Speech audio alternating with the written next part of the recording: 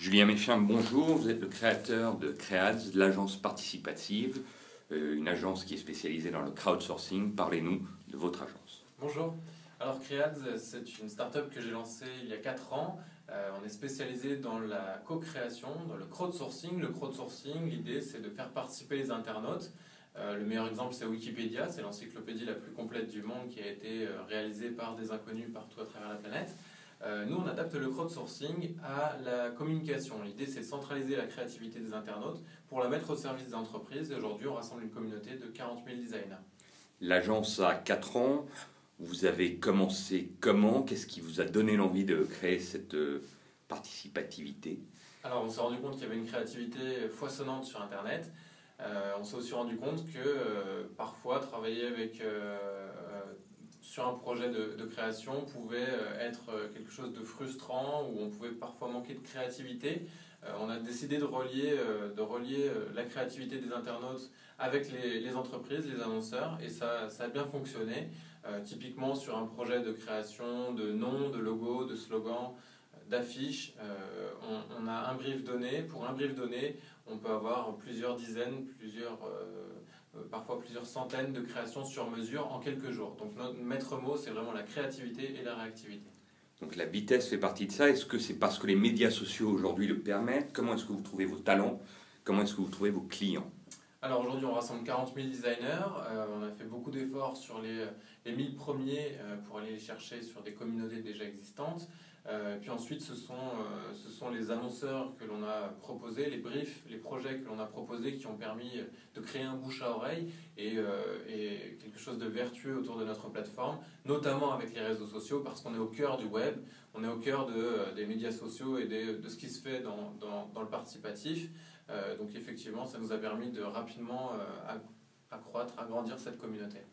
Chez Rezo News, on a tendance à croire que tout le monde peut être un média. Est-ce que chez Creads, on considère que tout le monde peut être un talent créatif ou vous avez... Oui, absolument. Donc la plateforme est ouverte à tout le monde. Pour les briefs publics, tout le monde peut y avoir accès. Ensuite, il faut avoir les compétences, bien sûr, les compétences techniques, notamment sur les parties design. Mais typiquement, sur la partie brainstorming, on a des amateurs qui viennent proposer leurs idées de noms, proposer leurs idées de slogans. Et donc la plateforme est absolument ouverte. Et l'idée, c'est vraiment de centraliser la créativité d'un maximum de personnes pour fournir le plus d'idées, le plus de pistes possibles à nos clients.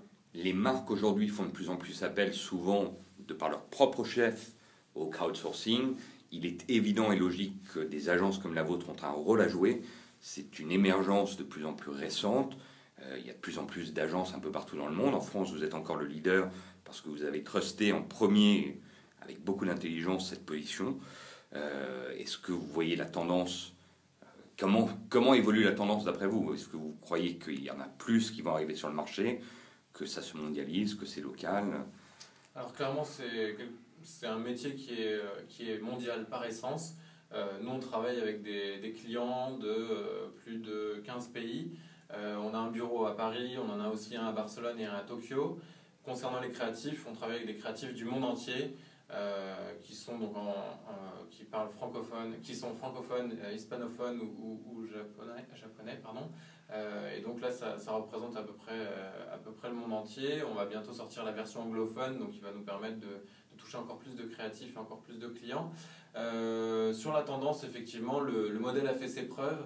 Le fait que nous soyons une agence qui conseillons nos clients, qui accompagnons tous nos clients, mais que les créatifs sont à l'extérieur, ça permet une structure de coût qui est différente. Et aujourd'hui, notre croissance est la meilleure preuve que c'est un positionnement pertinent. On a récemment le rachat de Victor & Spoils par Havas, donc qui s'est fait il y a 2 mois, qui a choisi le même positionnement que le nôtre aux États-Unis, et Havas ne s'y est pas trompé en faisant l'acquisition de cette agence. Et vos clients aujourd'hui viennent de tous les univers, ils sont... Oui, effectivement, on a des clients de tout type, de toute taille aussi. On travaille aussi bien avec des startups, de petites entreprises que des PME, mais on travaille de plus en plus avec les grands comptes. Et il y a aussi une nouvelle tendance, c'est qu'on travaille énormément avec les agences qui viennent sous-traiter chez nous, qui viennent chercher de la créativité, qui viennent gagner du temps avec nous. Donc vous êtes en train de réinventer quelque part le modèle de l'agence créative en ouvrant vos portes à beaucoup plus de profondeur d'idées, de talent. Est-ce que vous croyez que le modèle traditionnel de l'agence est mis en question par des modèles comme le vôtre, où les deux vont continuer à cohabiter? Les deux vont continuer à cohabiter encore pendant un moment, parce qu'il faut savoir qu'on est encore assez peu nombreux sur le marché, mais de toute façon, voilà, l'acquisition de Victorian Spoils par Havas, je le répète, est la meilleure preuve que le phénomène se met en marche. On n'est encore qu'au début, et effectivement, dans quelques années, ce sera quelque chose de beaucoup moins innovant et de beaucoup plus entré dans les mœurs. Oui, parce qu'aujourd'hui, il y a encore une réticence parfois de grands comptes, comme vous disiez, à venir vers des agences comme la vôtre, où ça se démocratise et ils arrivent à passer. Ça se démocratise, c'est pas forcément une réticence, mais c'est simplement une mauvaise connaissance. Voilà, c'est quelque chose d'inhabituel.